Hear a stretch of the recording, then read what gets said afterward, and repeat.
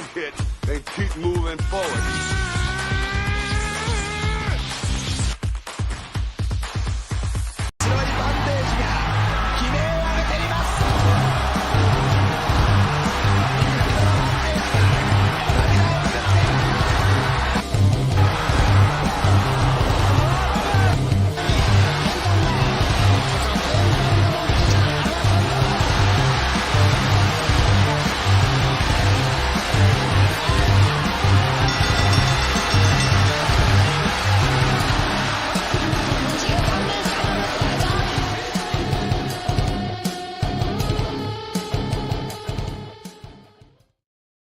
And welcome everyone to the New Japan Weekly Show here on the Bloodline Entertainment Network, ladies and gentlemen. And if you're watching here on the Bloodline Entertainment Network, and if you're new, subscribe. You can click on the link below, subscribe to the Bloodline Entertainment Network YouTube channel. And if you're watching us on Twitch as well, subscribe and follow us on Twitch. Not all over the social media platforms. Don't forget to go to bloodlinenetwork.com for all your sports analytics, pro wrestling, MMA, MLB, NFL, and much more, and entertainment as well. And we appreciate you guys for joining us here this wonderful Saturday. It's the host of TV's When I've Been Seeing here with my other host, the man with the IQ, that Gato. I don't know what Gato's thinking, but it is Gato. But man, ladies and gentlemen, Dan Baker, what is going on, Baker? Not much. I can't wait to talk about this because there's a lot going on, and it's leading up into the Best of Super Juniors and then Dominion. So, absolutely, yes, man. We are here, ladies and gentlemen, to cover all New Japan here today. So we're also covering, as well as we're giving a review of what happened 24 hours ago, and also down the road to Wrestling Dontaku and a preview. But before we get into all of that, we're gonna go ahead and get into. Speaking about the brackets, so let's talk about the brackets now that we got it up here. As it's going to happen starting on May 12th is when it all begins. The New Japan, of course, Best of Super Juniors, the 30th anniversary, and we have Block A and Block B. If you see right above us, man. And the surprising one, the new fresh one on this block is Speedball Mike Bailey. There's actually two. And it was the second one. Let me see. I'm trying to see. Dan Maloney. That's right, Dan Maloney. Yes, I forgot about him. But yes, break it down, Bigley. Are you excited for this two blocks starting on May 12th? And what is your expectation of the Best of the Super Juniors coming up on May 12th? I'm excited. I feel like it's a smaller bracket than it was last year. We had a lot of guys in last year's from different promotions, from CMLL, of course, from the Broken Hearts, Impact, AEW, but now I think we just have the two new names, and of course Speedball Mike Bailey from Impact, and then Dan Maloney, who literally just 3 weeks to a month ago joined United Empire. He is from Rev Pro. I like that addition. I haven't seen much of him, but I hear a lot of good things about him, so I'm interested to see these different matchups with them, to see how they go along with these guys. And of course, I told you the other day, give me Mike Bailey versus Hiromu any day. I can't wait to see that match. Oh, I can't wait either, man. This is going to be a fantastic block. I mean, we have, looking at it here, we have on Block A, we do have two of LIJ, Titan and Hiromu on that block. And then we also have one of just 5 guys on that block. And then we have, we also have Kushida, who's very familiar with Leo Rush, TJP, of course, part of the United Empire. I mean, part of House of Torture, and of course a Bullet Club member. That's what we have there. And man, they tried to break it. They tried to break the tag teams up. They got Yo on one side, Leo Rush on the other, Kushida on one side, Kevin Knight on the other, and then TJP on one, and then Akira on the other. They're trying to split them up, give us different looks, and not like tag teams facing each other. Like you might have a couple Bullet Club members on one side, but it's a little different. It's the two different parts. Like Sho and Ishimori is going to be the closest thing to like a faction on one side that you're going to see, and they're not even in the same thing per se, unless you want to count Akira and Dan Maloney. They're going to face each other, but Maloney just joined the group, so it's a little different. That's right. It's going to be very, very different. I'm excited. I'm stoked for this block. I can't wait to see. Obviously they're going to announce the matches on Dontaku. Yeah. They're going to announce the card, so I'm looking forward to how they're going to announce it. But this is going to be spectacular. I think. Oh man, this is going to be good shit. And then Clark Connors. I'm the one. That's the one I'm going to be excited for on that block piece. So I'm very, very stoked to see what's going to happen on that one. That is for sure. All right, and then also we got an announcement as well that happened that they announced a first ever to be crowned a New Japan Strong Women's Champion, and they'll be having this tournament at New Japan Strong Resurgence coming up on May 22nd. As we do have, of course, the 4 participants here, and let me go ahead and remove this. So we have Stephanie Vature, Mercedes Moné, and Momo Congo, and Willow Nightingale. So we have these women competing in this tournament, and I want to get your thoughts, basically, of overall. I mean, this New Japan Women's Strong Championship belt created, and this tournament. Give us your take overall. It's built for Mercedes to win this. It puts things into perspective of why they had her drop the title at Stardom All-Star last week, because they had to start creating a New Japan Strong title. Is it too much because they literally just created the IWGP Women's title? Maybe, but maybe this is the way of keeping this title as like a U.S. one and to build up the women's U.S. division, because you do have Stardom over there. They can kind of intermingle Stardom with the New Japan, with the wrestlers, because they got a deep roster over there. But they need to build up this side of things on the globe, and the way to do that, of course, just like they did in the IWGP, is with Mercedes Moné. And I think this is an easy way to promote 2 unknown fighters here. You do have Willow Nightingale, who is getting big in AEW, so that'll be kind of like that finals matchup for Moné versus Nightingale, which should be an interesting but fun matchup, because I like watching Nightingale's style. And if we see more of her on New Japan Strong, I'd be down for that. It gives her more time. She appears every week on Ring of Honor, I feel like, a little bit on AEW, and now you put her on Strong, that'll keep her busy. And I think this could also be a way to kind of transition Moné into doing work with AEW, because of Will Nightingale being part of that roster. So it could be like a thing to think about in the future. But I like the idea. I like the fact that they're building up the women's rosters for the Japan style promotion. And it used to be like no women in New Japan, but now not only do they have an IWGP title, but they have a US title now as well. Absolutely, you're right. Shout out to the banger of all bangers, Tim T. Was going on. My brother put them ones up. That's right.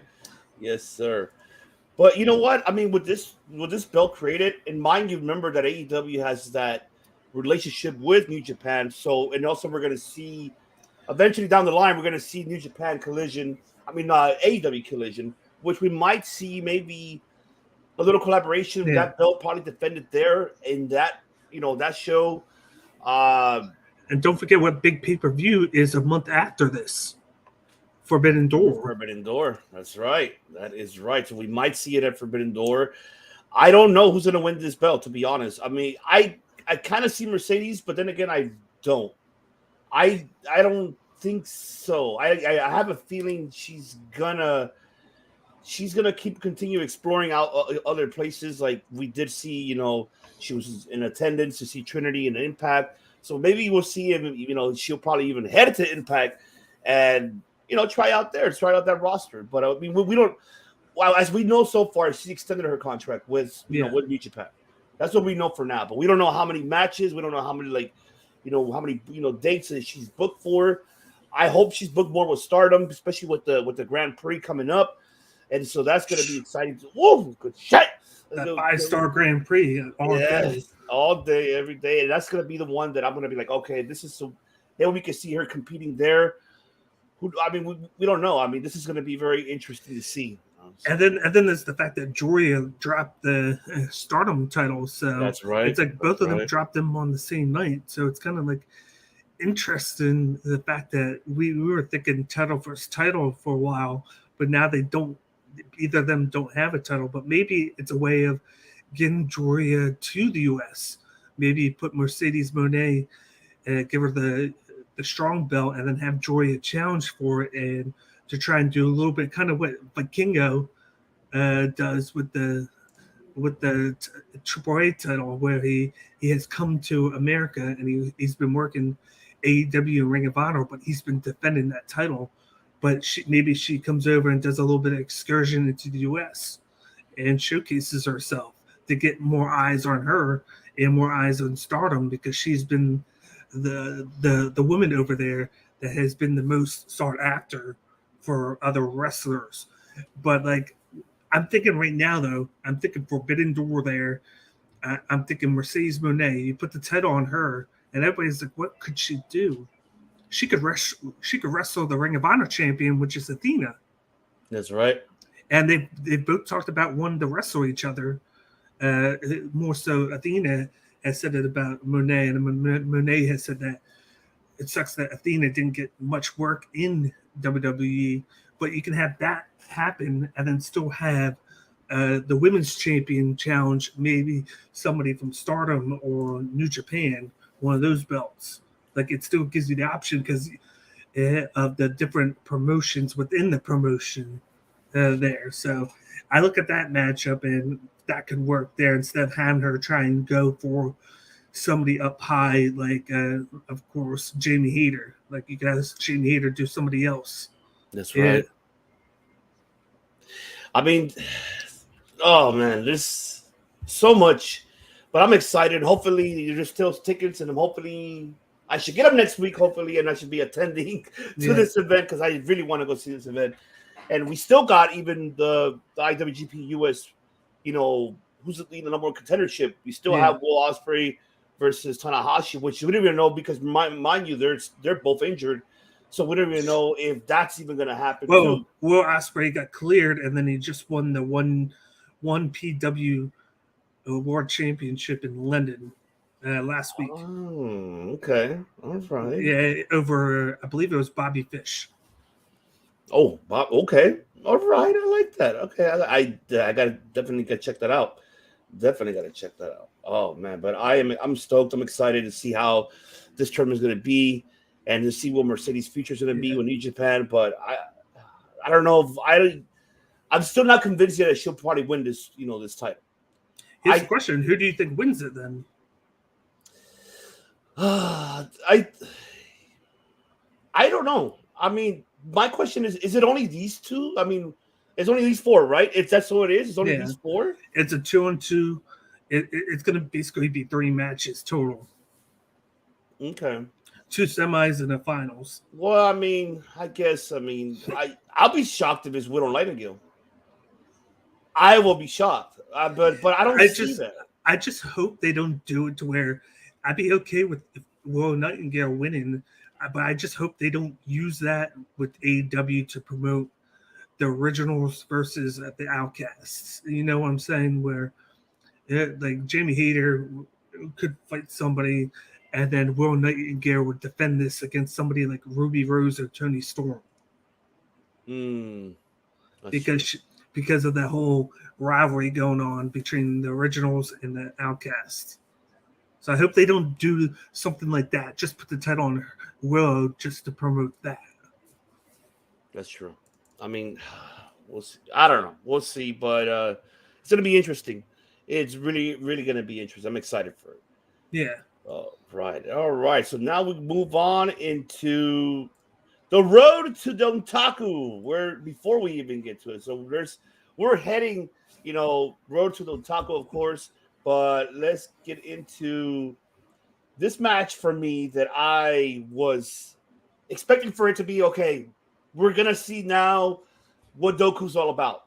And when this match happened, we saw, and I love the fact that Kevin Kelly called it out, that Naito is like the rudo, like the heel, like he was. Naito was the heel in this match. But this match was great. I'm happy, even though Doku lost. Naito, of course, with the upset. But Doku did show what he's all about. We finally get to see who is Doku, who he truly is in New Japan. We see them outside of the promotion of New Japan. We see them, in Noah. We see them in DDT. I mean, we see them. I think he competed at Dragon Big. You correct me if I'm wrong. They mentioned Mexico.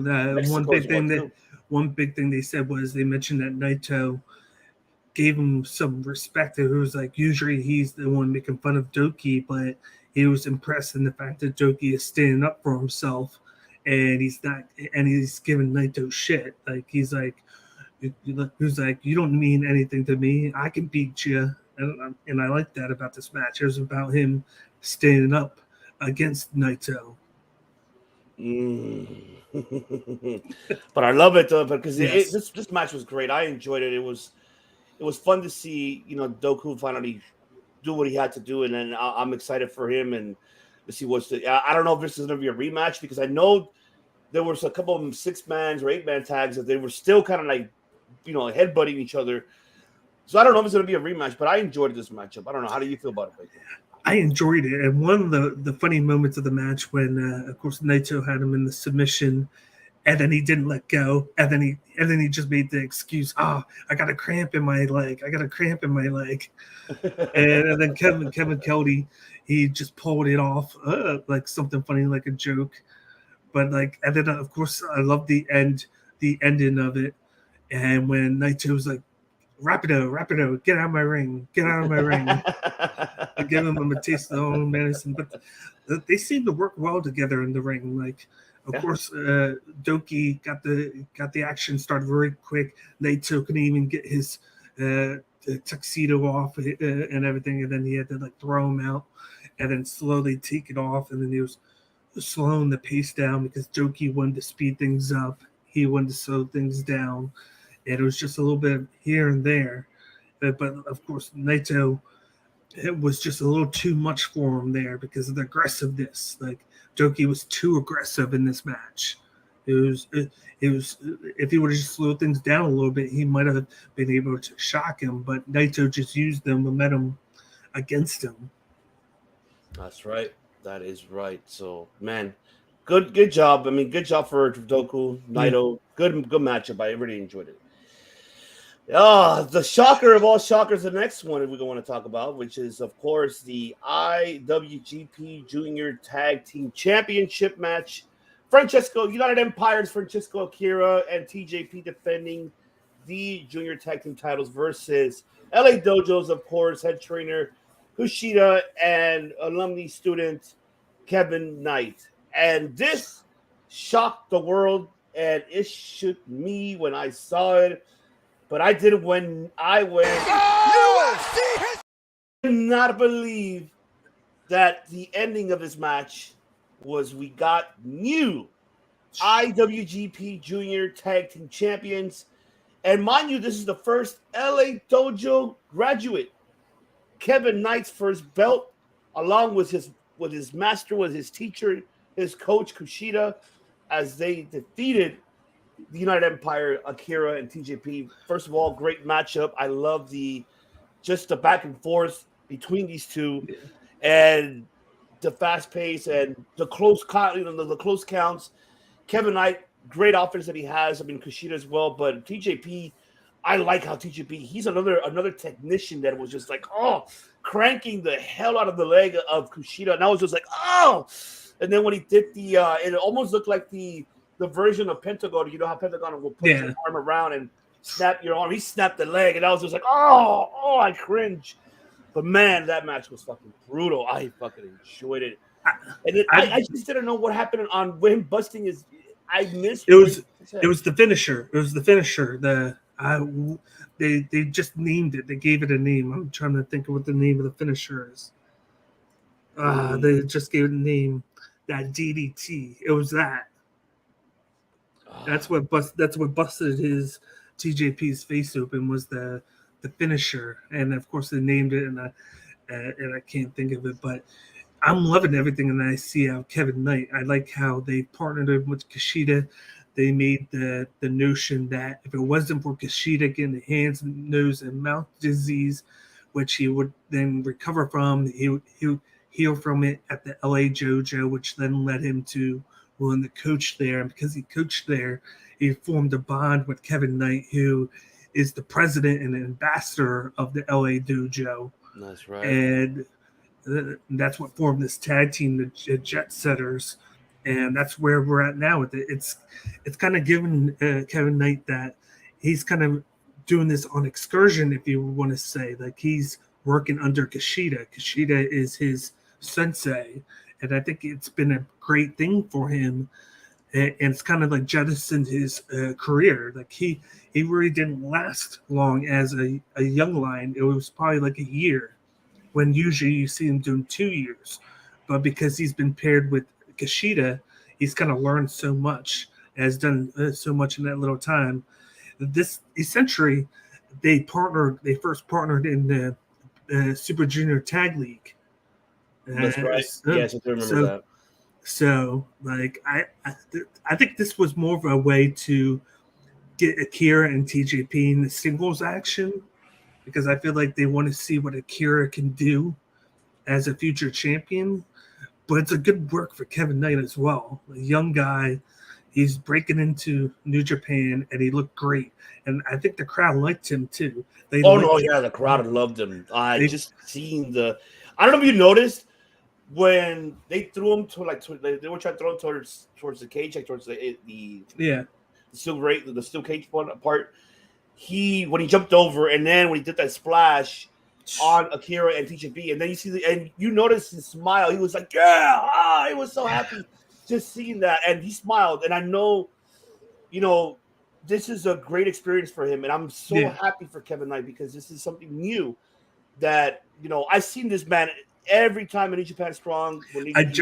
I just saw him in Philly 2 weeks ago. It was supposed to be him in Kushida versus El Desperado and Fernando, but because Kushida was competing against Steve Macklin for the world title that night on Impact, he had to miss the match. Kushida had to go to Impact in Canada, so Kevin Knight got a different partner in it, and he looked great in that match. Like, I liked seeing him against Desperado. That was fun.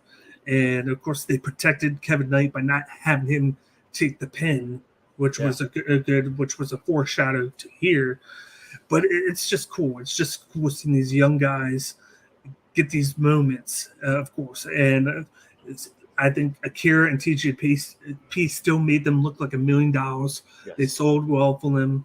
Akira's 22. TJP's he's in his 30s, early 30s. So it's like they're still young enough. But these are two guys that I think are going to compete for the junior heavyweight title. They need to push somebody because I feel like Hiromu's not going to be the guy anymore.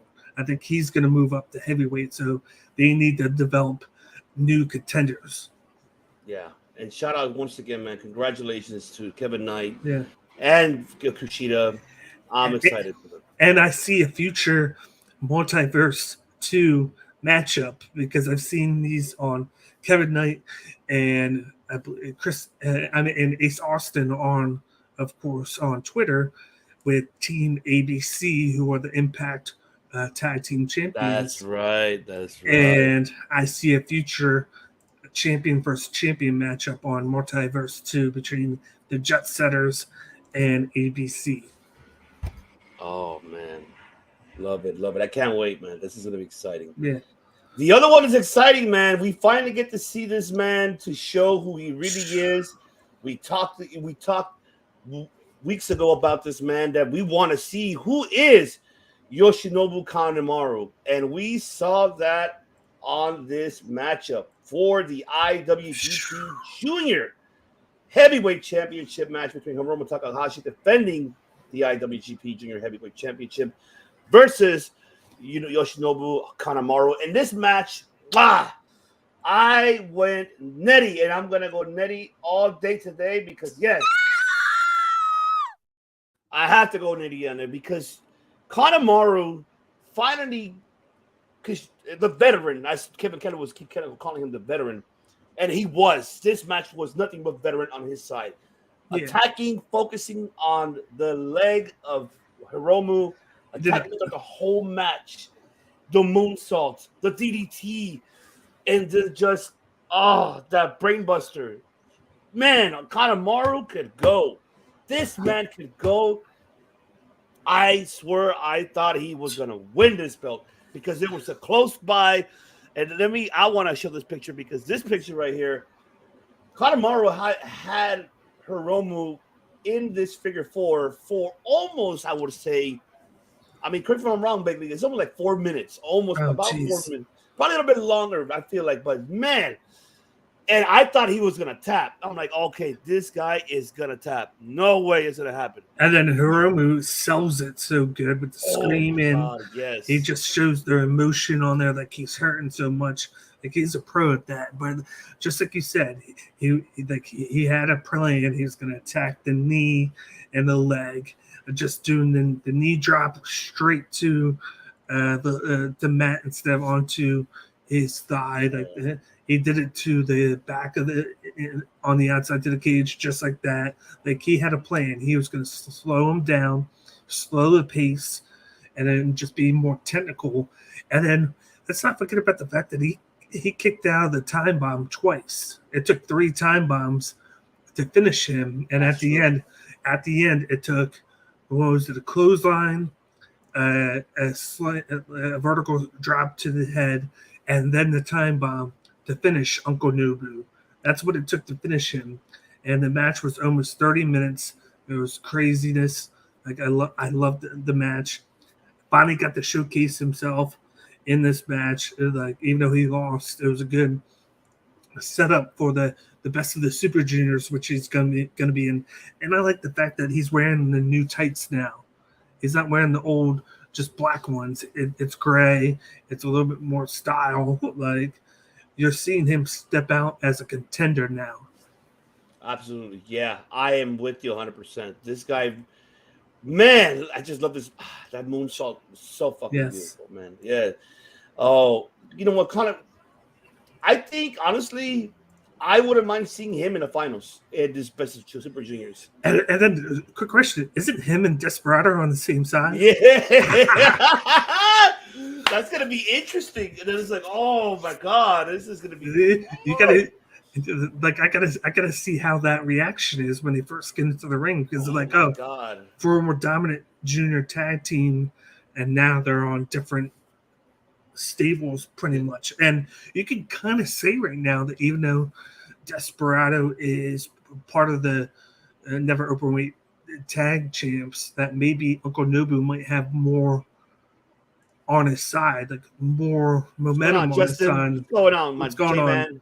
You did a great job. Yeah, definitely. And you guys did a great job on Smacking It Raw last night. That's right, baby. That's right. That's right. Smacking It Raw. But you would say that Uncle Nobu might have more momentum on his side than El Desperado does right now, because he's only done like a few of those matches, whereas you've seen a lot of work out Uncle Nobu getting these matches, fighting for of course, the junior heavyweight title, working with just 5 guys. Like he's breaking out now. This is his coming out party. Oh yeah. Definitely, I totally agree. And I'm just really happy for him because Kanemaru's never given what credit's due. Tribal Chief, that's right. We acknowledge the Tribal Chief. Crutchy Wrestling Podcast, of course, the Tribal Chief. But man, this Uncle Nobu, damn it. Mwah, Uncle Nobu, you did a good job. And I hope you get the praise that you deserve. And you got it from us, man. We commend you for a great performance. This is one oh yeah, it was a fun match. Yeah, fun. I really enjoyed it. This should have been. I think I think they're saving Hiromu dropping the title until Dominion. I think that's what they're going to do. I think they're going to have him go through the Best of Super Juniors as the champion, as he should, because usually he doesn't have the title going through the tournament. Usually he wins the tournament and then wins the title, but now or loses. But now he can go through the tournament. He can be one of the favorites. He'll lose in the last match, like every champion does. It feels like before the finals, and then he'll drop the title to whoever wins the tournament at Dominion, and then he. Like I told you, this is my theory. He's going to go into the G1 climax after he drops the title, and that will be his what you call it, El Phantasmo moment from last year, where he did both tournaments, and then declared that he was a heavyweight now. I like that theory. I think it could happen. I don't disagree at all. I think that could happen. And the beautiful part about this that we see him dropping the belt at Dominion to Kanemaru. Now we can see more feuds with Kanemaru and Desperado. We can finally see that. That's something that's going to be interesting. Or I just want Kanemaru to have his moment. I think this is the right time to have it. And I agree. It should happen at Dominion. If it happens at Dominion, he will have the best. All 5 guys. We're just missing. Once he isn't missing Doku, we're missing Doku to get something. And I mean, he could go after, I think he could go after the never open weight or shit. I don't know. There's so much they could do. Or they could have maybe Kanemaru be a double champ, him and Doku holding the junior tag team titles. And then him holding, there's more titles now because you got Kenta holding the strong open weight. That's right. And he's of course, he's here defending in Japan, and which is going to be cool to see that strong belt being defended, of course, next week on Dontaku instead of in the U.S. So that's going to be cool. Yes. Random question: is the junior title on the line for all the junior all junior festival in August? Good question, because I don't think it is. I don't think it is because of course I was there when they announced the tournament, and then I heard that there's going to be a lot more people because the one that they had last year was small because they couldn't get enough people to fly over to Japan. But now that it's going to be in America and Philly, they could get a lot more talent to the tournament. So it's going to be bigger and better. Oh, yeah. So I think maybe they just have a champion for the event. Part of the trophy for it, like how the one they had here in Japan, Japan just recently. That was a good one, too. Oh, man, that was fucking bangers because it was all promotions on that one. All promotions. Oh, man. All right. Now it's time that we move on to the next one here, which is get to review. It is Justin. It's all juniors in Philly. All juniors, yes. It's all juniors. That's going to be awesome. They had one in Japan, but it was smaller, and this is the sequel to it. Yeah. Oh, yeah, that's right. It is a sequel for it. Now it's time to get into reviewing Wrestling Satsuma no Kuni review that happened 24 hours ago. There's 2 matches there we're going to review. Obviously, we're not reviewing the whole card because, we have predictions to do for Dontaku. But here on this one, man, you want to talk about meaty men? 4 meaty men slapping meat, having, such good fucking shit of professional wrestling. Talk about chemistry. Oh, chemistry. Oh, my God. That. Where's Nettie? Where's Nettie? It's such good shit. Yes. Man, shout out to these 4 individuals as we're speaking about the IWGP Heavyweight Tag Team Championship match that happened between Aussie Open versus TMDK. Shane Hayes and Mark Nichols challenging Mark Davis and Kyle Fletcher for those tag team titles. This was a banger. Oh, banger. Shout out. Where's it? Yes. Banger after banger after banger after banger after banger after banger after banger. Banger, man. Banger. I loved it. Break it down, Rick. Go ahead, Bigly. Break it down. Now, shout out to Shane Haste, man. This guy who barely got any work in WWE. They were just talking about how they were going to give him a Crocodile Dundee a gimmick to where he was going to chase around, I think, Akira Tozawa. I think it was. No. It was him or Scripps. And he was going to chase him around, capture him, and then just he would get away every time. And he was just going to be mid-card at best, like a jobber. He comes back over to Japan. He reforms TMDK with Mikey Nichols, who left WWE because he wanted to go back to Australia to where his baby was born and then where his wife is. So Japan's right there. So it's close for him to travel. But they reformed that tag team, and this is where they need to be. This is where Shane Haste is. He's a tag team specialist. They got great chemistry. Whoever they wrestle, they put on great matchups. They had a great one a couple months ago for the titles with, of course, with Goto and Yoshihashi. And then they come here and have an even better one with, of course, Aussie Open. I thought they were going to win it. Like, there's some points in the match where I was like, holy shit, look at that. Like, they did the face drop on the apron to Fletcher, the clothesline, like face drop. They got them to the outside. They were focusing on 2-on-1 attacks half the time. They even did the Coriolis. They did the Aussie Open finisher to, I think it was Davis. No, it was to Fletcher. They did Fletcher and got a 2.8 pin. They came this close, but then Davis was able to push Nichols into the count to stop it. It was just a great matchup. Like, you could tell that they put on a really good performance, and they were able to put together and work well together. And you saw how well that they were, like, respected each other afterwards. It was just one of those matches.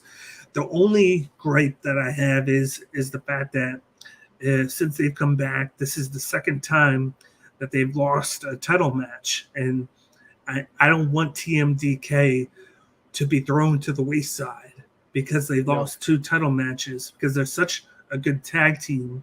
And even though Aussie Open, you knew Aussie Open were going to win because they're on a roll right now. They got both titles.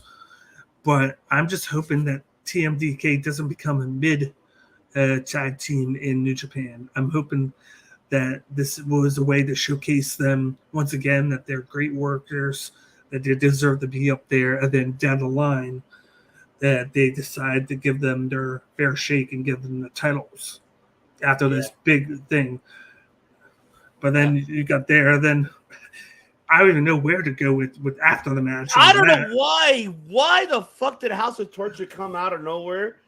And because we had Goto and Yoshihashi coming out there, we're gonna go ahead and most likely get the rematch clause, because they need a rematch clause. By the way, I don't think anymore. But I will say this: at least we get another fresh new matchup.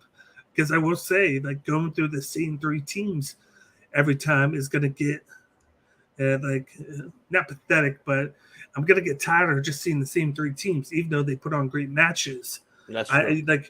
At least this throws like a new wrinkle into it. Maybe it's not just a 2-on-2 match. Maybe they do a triple threat tag match.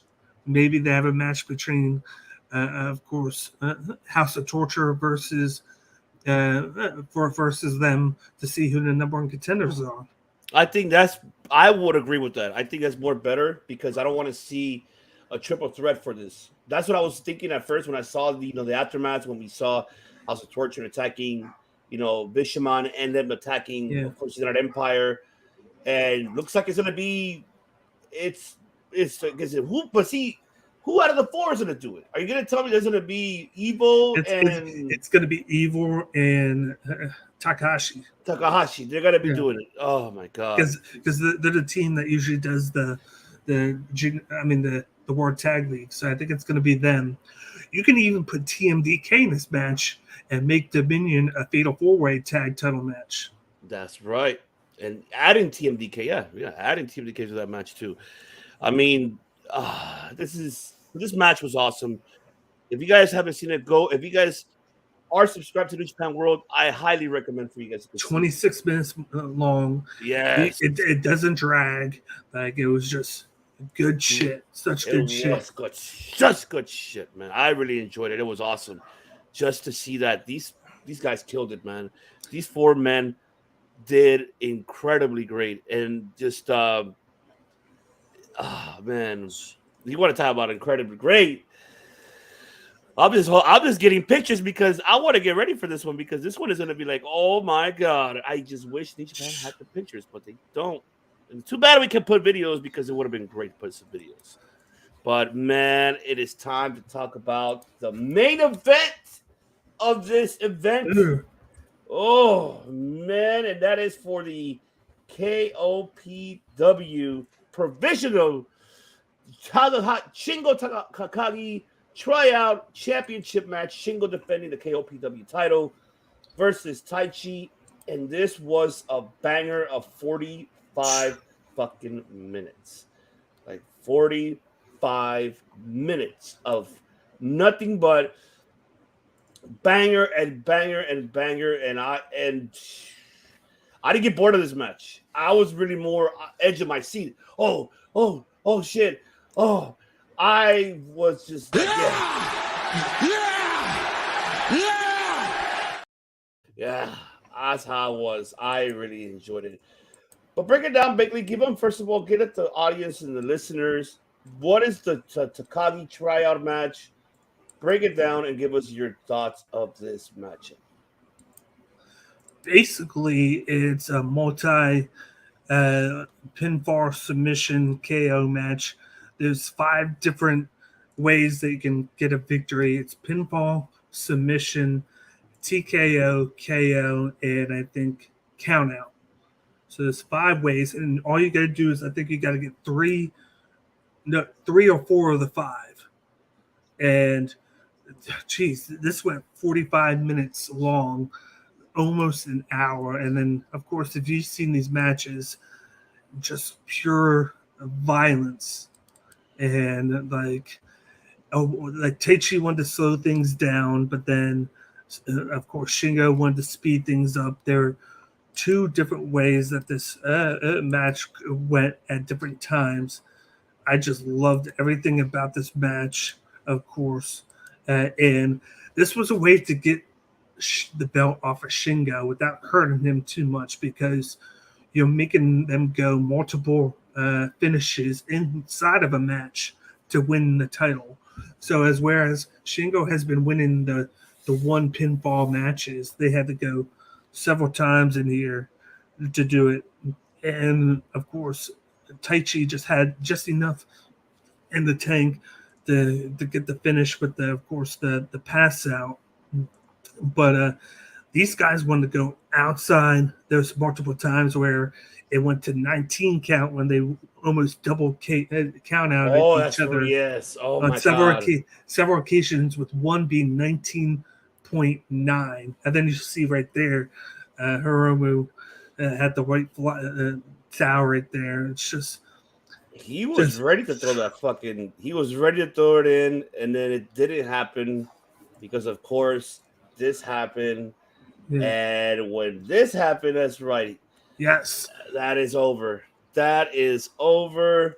And that was the third attempt too. And of course, I think one of the big things was the fact that Shingo got the pinfall way too soon. Yes. And you see, that was right here on this one. Yeah, you saw that hurt him so much, because once he got the pinfall, he can't go for the pinfall again.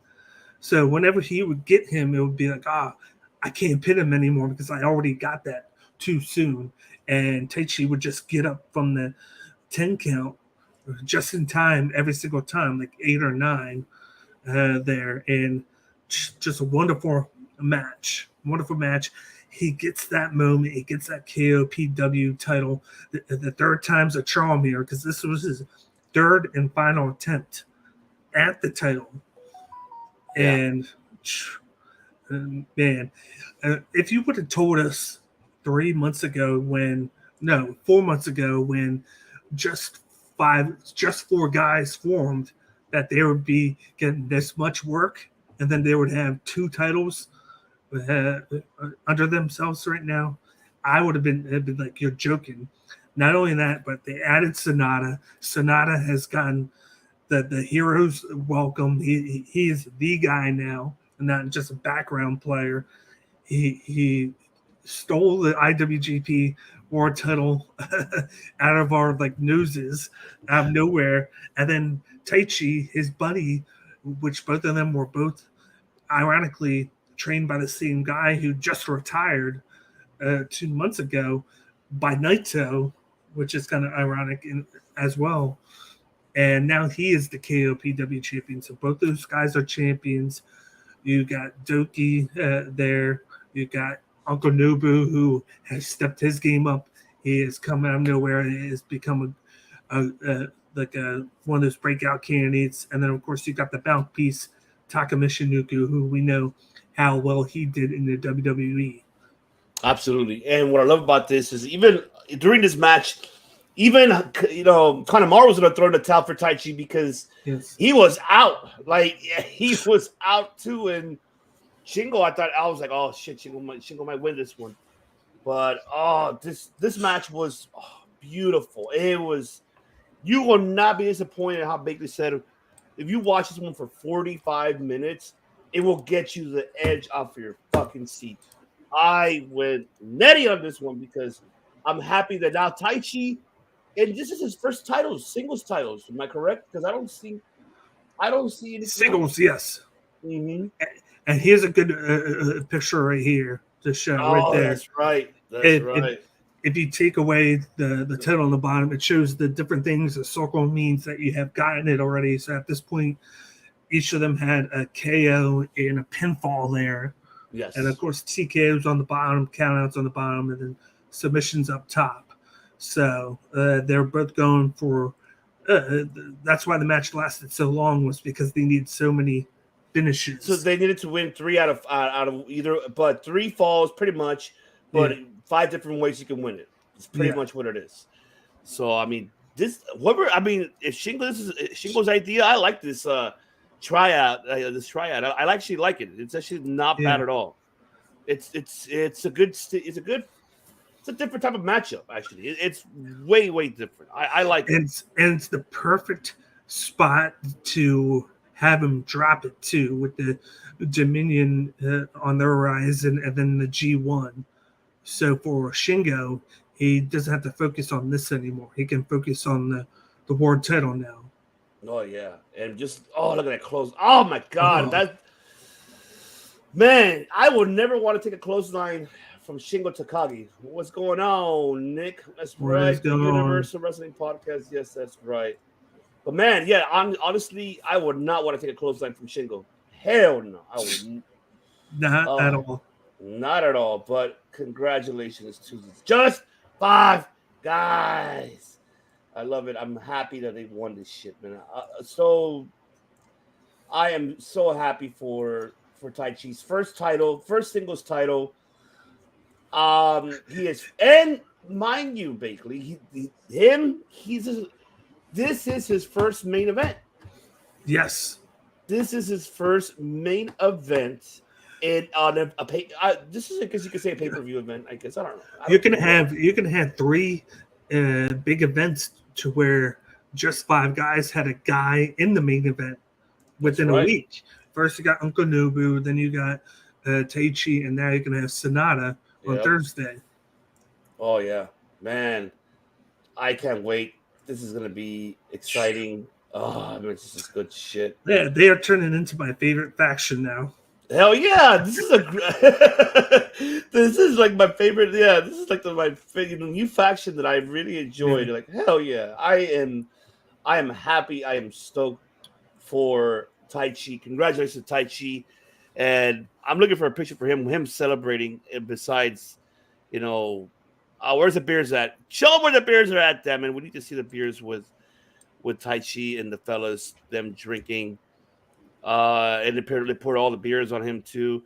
I missed out on the post conference. I don't know what they were saying in the post conference. I don't know if you saw that. I didn't because it's still in Japanese right now, so I'm going to wait until they get the English the English commentary, because of course for some reason they didn't have the English commentary on this event. I'm surprised. I mean, so Kevin Kelly is not in Japan right now, so he's doing it remotely then, pretty much. You know? Well, he did it 2 days ago. Oh, there you go. Yeah, there you go. But then they didn't do this one. But it will be in English on Thursday. Okay. I definitely got to go back and listen to that for sure. But congratulations, Taichi. First title and singles title. And happy for him. Now you have two of the main guys of the just five guys had the belts. But like I said, there's a lot of things that we could predict on. But speaking of predictions, it's time for the predictions. For predictions for Wrestling Dontaku coming up on Wednesday, which is May 3rd. And this is going to be exciting. We got, Jesus, I'm trying to count there's a lot of, good matches here, but we're going to focus more on the title matches that are really, really, really, really going to be true. We got 5 title matches in this card. So this is going to be very interesting to see. So let's talk about the first one, and that is, of course, the New Japan Strong Openweight Championship, which we have Kenta versus defending the Openweight Championship versus Hikuleo. Of course, we've been seeing down the road in the Dontaku them, of course, feuding with each other and seeing them in those 8-man, 6-man tag matches, which is great. Now, I like the fact to see one thing I do like that, but then again, I don't. I like that he, Kenta is looking strong every time when these two individuals meet, like in those 8-man, 6-mans. But I just hate to see Hikuleo, such of a tall man himself, with his height, and he should be a monster. He should be like an unstoppable force, but he looks weak, and I'm afraid. I'm going to predict my shit now. I say Kenta retains. I don't see Hikuleo winning too. Yeah, I don't. And I saw a loophole with how Kenta won the title.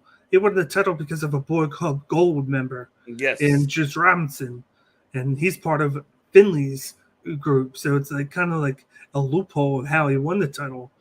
So it makes me wonder, Jesus, did they mess up when they were planning it, or was that just something that happened? And then they decided after that happened to split things up. But you got a guy that's that big, and he's athletic too, in Hikuleo, and you would think that he would win this. But I feel like somehow they'll get Kenta to win because of a distraction or help from the Bullet Club.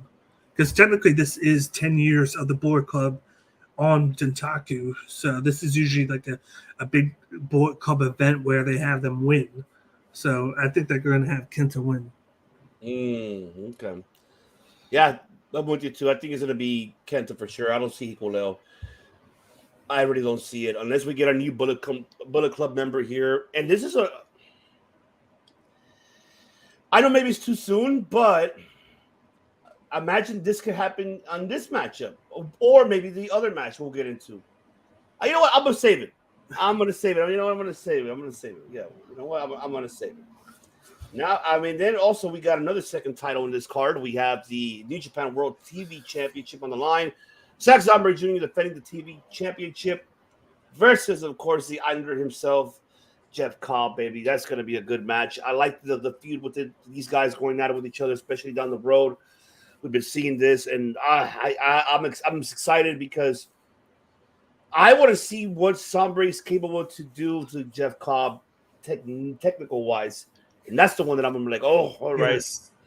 And maybe we get to see Jeff Cobb maybe take out some technical submission moves here, because we really don't see much of Jeff Cobb using submission moves here. This could be the first time, so I'm excited, but I had to play it, and I'm gonna play it. Yeah. I'm afraid I've got some bad news. I knew it. I love what he does. As much as I love Jeff Cobb, I love Sabre Jr. So I think Sabre's going to retain. I think this is going to be a banger match. I think it's going to be. 15 minutes. Remember, it's the time limit. So Yes. So it's going to be a great 15 minutes, and I think it's going to come down to like the right towards the end of the line, close to like the last mark, the last minute, and Zomber's going to get a win out of nowhere. So I say Zomber takes this one. I love his cockiness. I love his submission based attack, where like he said, every 10 seconds he moves on to a different submission because he can't stay in a hold too long. He like his mouth, just the technical skills that he has. I like Jeff Cobb too because of his heavyweight stature, but he's still quick. He has an mixture of power and speed, and I just like his style.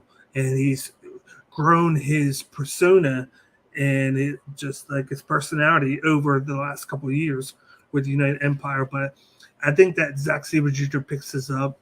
He's going to be doing a lot of appearances in America in the next month. They just announced him doing GCW against Nick Gage. That's going to be taking place, I believe, in May. So, and this is a belt that's primarily focused on being able to travel around on TV, 15 minutes. So you're going to see it here. You're going to see it on Strong.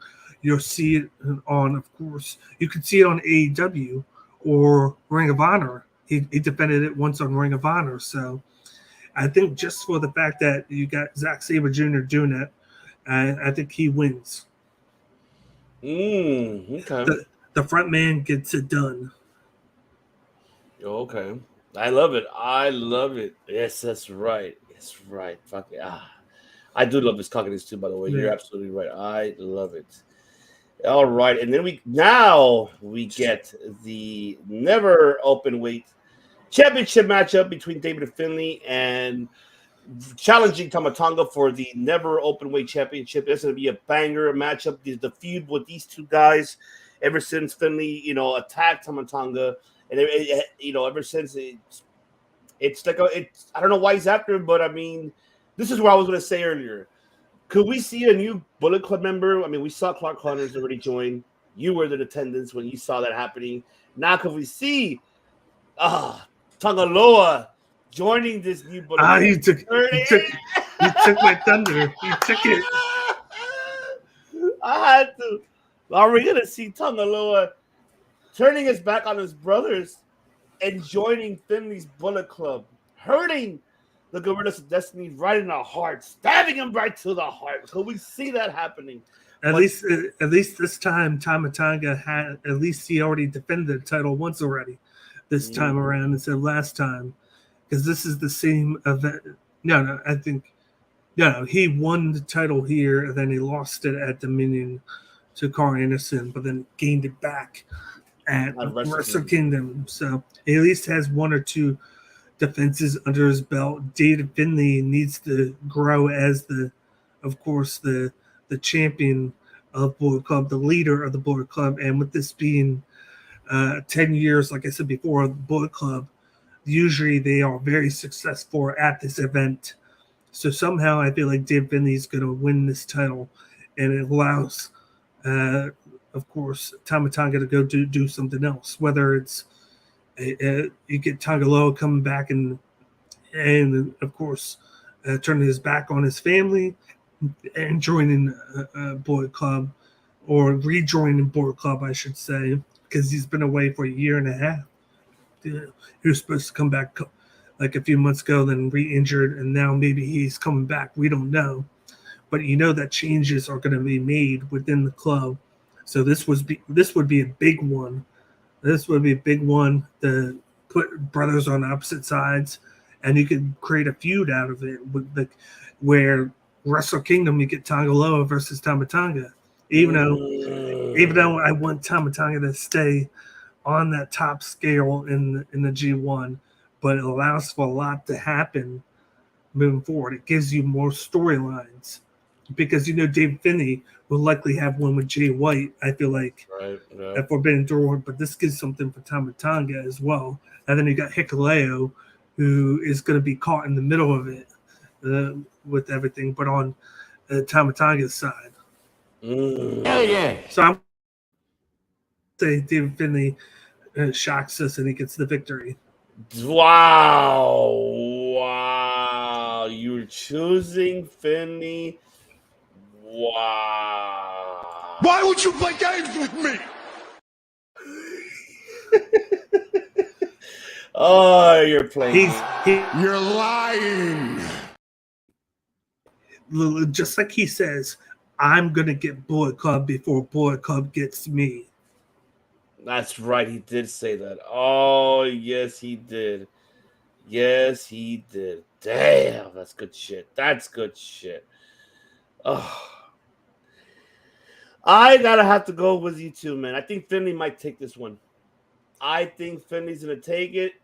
I have a feeling we might see Tangaloa turn his back on his brothers, and this is gonna start the feud between them three, and then have them doing their own, diligence, and then just doing their own shit. Unless he joins the Bullet Club, like how you mentioned earlier, he's the one trying to get it anyways before they get him, and he's doing that. I love the addition of Clark Connors. That makes absolute sense, and the fact that we now get to see the heel side of Connors, and I think he can really develop his character with the club.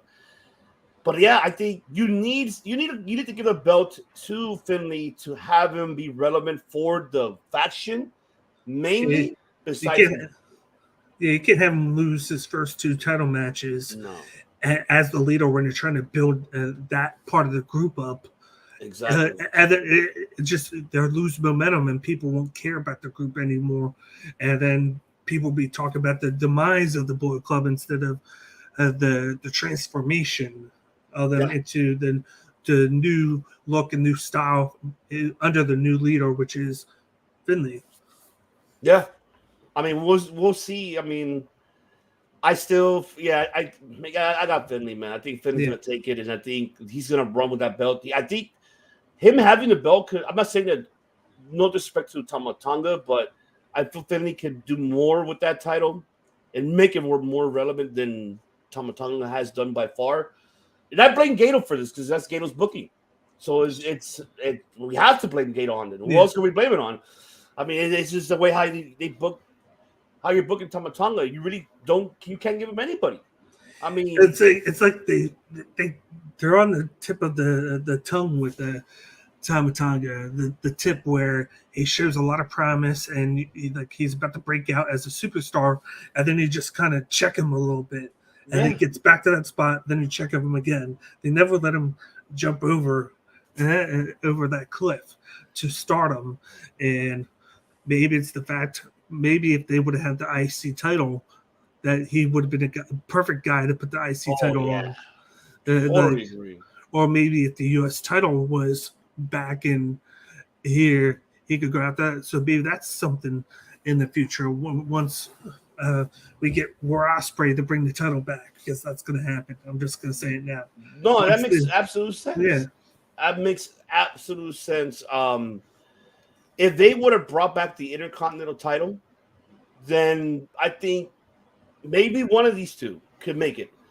But but then again, I really want this never open weight belt to be like the Intercontinental. You want to build that belt because that belt, for so many years before they did relinquish the Intercontinental, that belt was really nothing.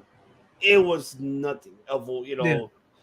And I'm glad they're making it something now. And so I feel that if they can't do that, then give either one of these, like you mentioned, the IWGP US title. That's fine too.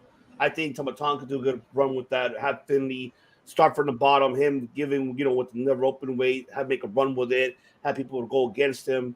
And then let's say he's jealous, he wants that belt, the US title belt. Okay, go for it.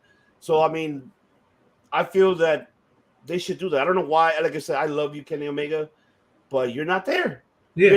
You're not in Japan defending the belts. So I'd rather have that belt to be in Japan to be defended. So I mean, yeah, it's I don't know. Even though I would like to see Tama Tonga wrestle in AEW and over here and have the US title and defend it in other places. That's very true. That is very true. Speaking of places, where is this place going to take? I mean, not take, but what's it going to happen? And that is, of course, the never open weight 6-man tag team championship match. Of course, you have Strong Style. Of course, you have Minoru Suzuki, Desperado, and of course Red Narita defending the never open weight 6-man versus Kazuchika Okada, Tomohiro Ishii, who became his partner. He tried to recruit Toru Yano to join. He refused to. So now there's a big question mark. Who will join Team Okada heading into Dontaku? Can I say it was kind of funny when he was throwing those puns around, that when he was like, good day and good night. And then he was kind of like just throwing little hidden gems at us of wrestlers that were in New Japan that aren't in there anymore. He was like, maybe I get him. Maybe I get a Golden Lover. Like he said that, like reference in the Kota Ibushi. Like it was funny. Like you've seen a little bit of the comedy side of Okada. But I think the mystery man is going to wind up being Yo. I feel like that's what's going to be. You got that little thing with Desperado and Yo, that little rivalry going on. Yes. That's the only guy that I can think of that is part of Chaos, because who else is going to be? Yoshihashi and Goto are doing the tag team thing. Eagles went to TMDK. Who's that leave? Yeah, that's true. I mean, Tanahashi's still hurt. He's not part of Chaos, but I mean, Yano doesn't want to be a part of it. I don't get it why. Yeah, that could be Yo. I think like, Yo is, it could be a way to bring back Tanahashi from his rib injury. It could happen, but like it just wouldn't make sense to me. Yeah, I'm with you too. I don't know how they're gonna book this, and yeah. Question is, I mean, yeah, who wins? I mean, that's the question. That is the very good question. I think it depends on who that mystery partner is, but I could see Okada's side winning. I could see them winning the trio titles because of the fact that he's been talking about wanting to do a never open weight tag title match at Forbidden Door. Like he kind of takes himself away from the world title picture, which is something interesting because we haven't seen him away from the world title picture in a while, in a couple of years, and it allows him to work other guys. It opens things up for him. He's not fighting the same 4 or 5 title contenders. Now he can open things up, face guys that are up and coming, face guys that are junior heavyweights, and then you can see different style matchups. So, you know what? I'm going with this. I'm going with the upset here. I'm going with Okada, Ishii, and mystery partner. Oh, man. I think I might have to go with that side, too. I love Strong Style. But I think who's going to jump the ball in that group is Narita. I'm seeing it. I'm seeing that he's dropping the ball. Because if you notice the 8-man tags have been involved against Okada. Like, we've been seeing that a lot. We've been seeing that, Narita, I don't know Narita's ready for Okada, man. That's I don't think he is. I don't see that. I know Desperado and Ishii, they hate the shit out of each other. But I don't know if Narita is ready for Okada. And I know that Minoru is guiding him under his wing, like, hey, yeah, you could be the top guy. And I see that. And you see Minoru, like, with a devious smile. Like, I love it. I love it. And it's just like, oh, man. He's a good advocate for Ren. I think this was a great pair. I like it because they're all different styles, very unique. At the end is that's why they're called Strong Style, because these guys they're fucking hitters. They are hitters. So, I mean, I love it. Yes, I do. But I'm going to go with you. I think I'm going to go with Okada's group. I think Narita's going to drop the ball. He's going to be the one to cause the match. And then from there, he's going to lose it. And he's going to go after Okada. And that feud's going to continue between whoever is the mystery partner. I feel like if we get like a one-on-one match at Dominion or something like that down the line, I think this is going to happen. Or it's a thing where they're both in the G1 on the same bracket. Mm. That could be the case too. I mean, that could be the case, but we never know. Oh, what's going on, Tom? Broadcast. What is going on? The future broadcast. Make sure you subscribe to broadcast, ladies and gentlemen. That is right. But man, yeah, I mean, we'll see how this is going to turn out to be.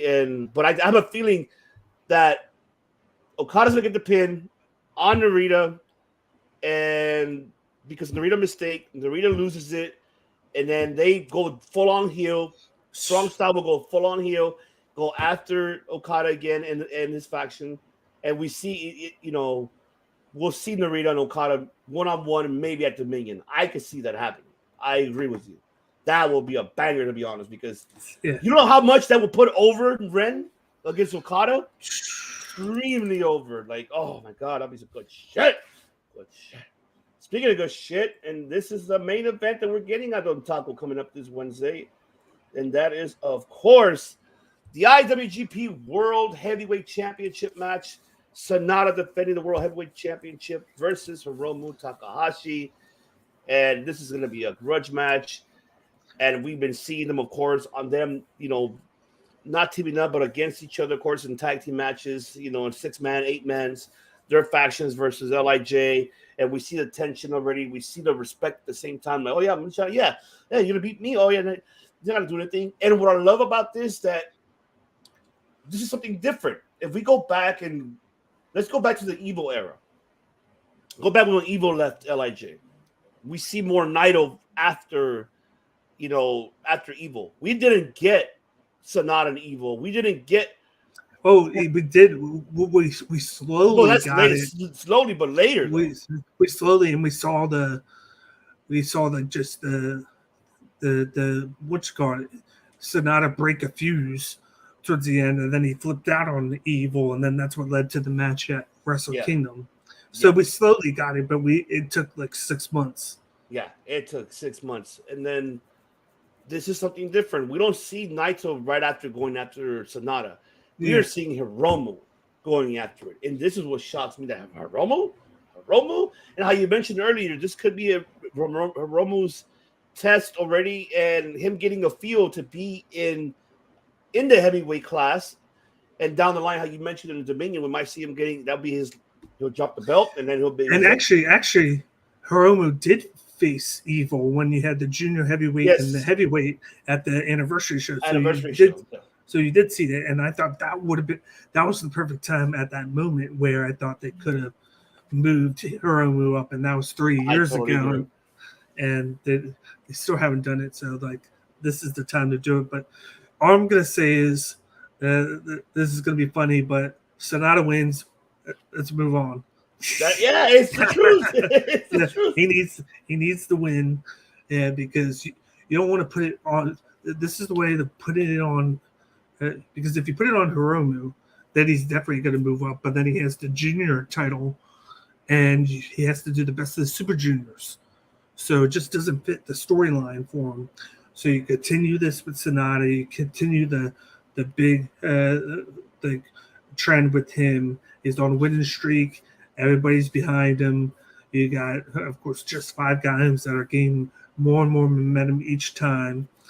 You put him into Dominion. The only question is, who comes out and challenges him after the match, which you would get the match at Dominion. Who do you do? Is that where you get him versus Naito? I think it's going to be Shingo next.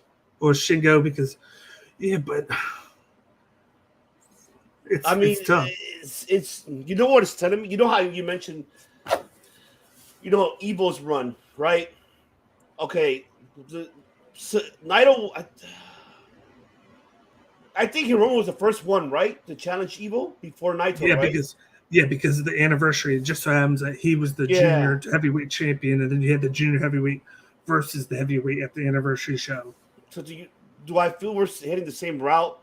Hiromu's first, then we had, then we had Naito get his rematch, and he won it. Yeah, he won it at the stadium show. Yes, Summer Stadium. Yeah, that's where he won it. Yeah, I feel. I hope it ain't Naito. If it's Naito and Sonata, you're prolonging this feud that it should end already. Like, get over it. He left you. That's it. It's done. Like, move on. There's nothing else. Let this faction do their own thing. Like them take over. I wouldn't mind someone. I wouldn't mind United Empire, probably one of them to get involved in this. Not with Ospreay. Too soon. I don't want Ospreay yet. It's too soon. Well, he's going for the U.S. So So he's. I think having two storylines where he's going for the Word and then going for the U.S. and then of course in the same pay-per-view, because it'll be Dontaku and it'll be Dominion. You're not going to have him have two matches for two different titles. It's not going to happen. So like, you got to deep dive like who's there that we're not thinking of that can face Sonata for the World title. Like, who are you going to plug in there? That's why I'm thinking maybe it is Naito. Maybe you have Naito versus Sonata at Dominion right there, because it could be that. You're right. I think it might happen. I think it might be Naito then. I just hope that they don't put the title on Naito. That's what I'm afraid of. That they're gonna do that, and then that's bad booking, because you're really destroying Sonata that quick already. And I don't think it should happen that way. I think if anything, I think the perfect plan would be to have Sonata hold it on throughout, and then maybe you have Naito win the G1 and fight Sonata at Wrestle Kingdom. Maybe, and that's his last hurrah, like for the World title. That's true, but I'm trying to think who else in that roster. Unless you have, let's say if Tama Tonga loses, Tama Tonga goes after him. That could be the case. Because who did Sonata beat to get to the finals in the J Cup? In the New Japan Cup. Yeah, New Japan Cup. He beat Mark Davis. Oh, that's right, Mark Davis. And who was like in that bracket alongside with him? I'm trying to remember. He beat Mark Davis. He beat Taichi. He beat Naito. Oh, that's right. Yeah, Naito. He beat Naito, and then the finals he beat David Finlay. That's right. Oh man, I don't see Finlay yet. I hope not, because it's too soon. If he gets if he gets the never open weight now. No, then fuck. It's a good question. Who is really there that really can challenge him? Unless they bring back that golden lover, Kota Ibushi.